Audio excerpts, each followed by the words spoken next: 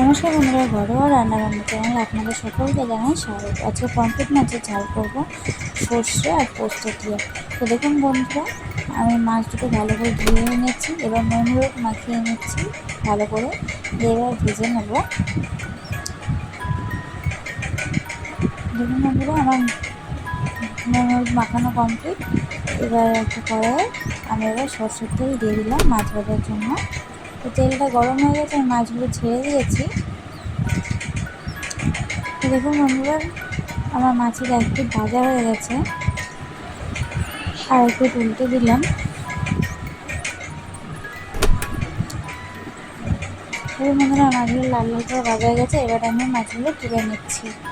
তো এদিকে মশলা করে নেব। পোস্ত দিলাম, সাদা সর্ষে দিলাম, আর লঙ্কা দিলাম, দিয়ে মশলাটা পেস্ট করে নিলাম।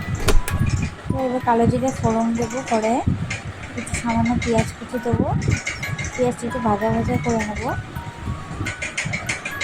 তার উপরে টমেটো কুচি দিয়ে দেবো, দিয়ে একটু ভাজা ভাজা করে নিতে হবে।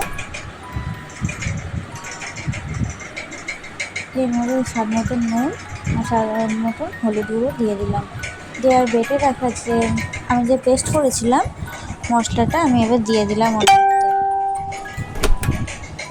দিয়ে ভালো করে একটু নাড়াচাড়া করে নিচ্ছি।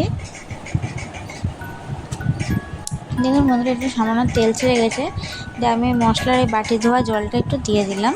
দিয়ে আবার একটু নেড়ে চেড়ে মশলাটা কষিয়ে নেবো ভালো করে।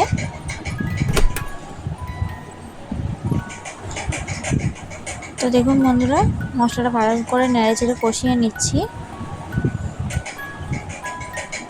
তো মশলার গা দিয়ে আমার তেল ছেড়ে গেছে, এবার জল দিয়ে দিলাম। আপনারা আপনাদের পরিমাণ মতন দেবেন।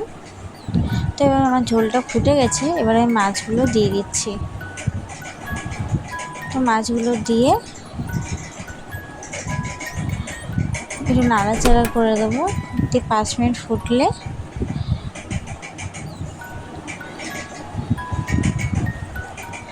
আমি ঢাকা তুলে দিয়েছি, একটু ঢেকে দিয়েছিলাম মাঝে। তো দেখুন বন্ধুরা, আমি ঢাকা তুলে মাছগুলো একটু উল্টে দিচ্ছি, যাতে দুই দিকে মাছেরই মশলা ঢুকে যায় ভিতরে।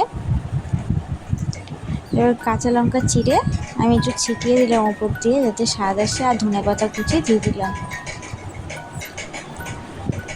আর একটু কাঁচা সর্ষের তেলও দিয়ে দিলাম। আবার একটু ঢাকা দিলাম 5 মিনিট মতন। তো দেখুন বন্ধুরা, ফাইনালি আমার পমফ্রেট মাছের ঝাল তৈরি। তো এবার আমি নামিয়ে নিচ্ছি। আপনারাও বাড়িতে এমন